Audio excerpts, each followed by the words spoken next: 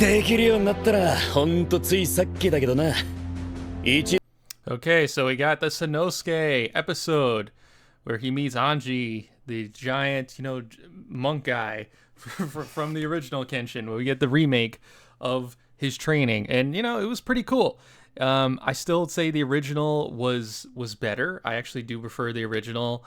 From what I remember, I have to really go back and watch it again. But I remember it was being a tad bit better. But this one was pretty good as well, and it was really cool to see Sagara in his ghost form helping Sanosuke learn the technique. You see him roll up, and at first you're like, okay, is this an illusion in his head? Because he's been smashing his hand on rocks all night. But no, it isn't, because when Sanosuke looks down, he sees that Captain Sagara has no legs. So he knows he's legit. He's like, oh shit, he's real. And then at the end of the episode, we find out that Captain Sagara... Hold on, this is so funny. Yeah. You see, he has no legs right here. Oh, that's so funny. So you know that he's a real ghost and no feet. But at the end too, you find out this is where he was killed. So that's why Captain Sagara's ghost is here. So it makes perfect sense, because this is where he was killed. So this is where he haunts, basically. And he gives him kind of a pep talk, and this is how he's able to... Well, sort of, he doesn't really give him a pep talk. He tells him honestly to quit at first.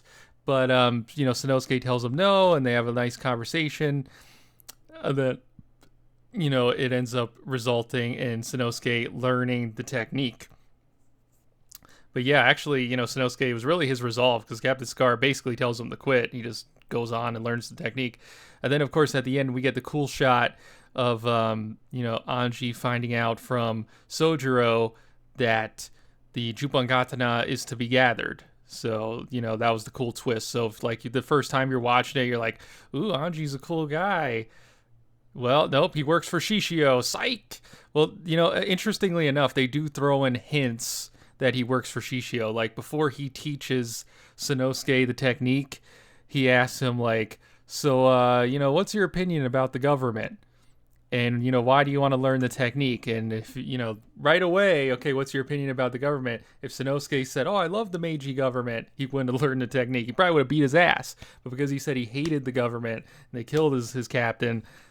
That's why he decided to teach him. He's like, maybe this guy could, be an ally with me as Shishio. Of course, he has no idea that Sanosuke, despite hating the Meiji government, is working with Kenshin, who's going to take down Shishio. So he has no idea yet, and that's going to lead to a big confrontation later on in the story. And that's what's kind of cool about their two characters, master and apprentice. But yeah, this is a very fun episode. I love that, Sanosuke is getting the attention here. He's a very underrated character in Kenshin. And within anime, honestly, I feel like nobody really talks about Sanosuke a lot. Kenshin, Saito, even Aoshi get way more talk than him. So it's really cool that he gets this episode. But yeah, I'll give the episode a 9 out of 10. It was, pretty good. But yeah, really good. Wherever you are, have a fantastic day, and peace out.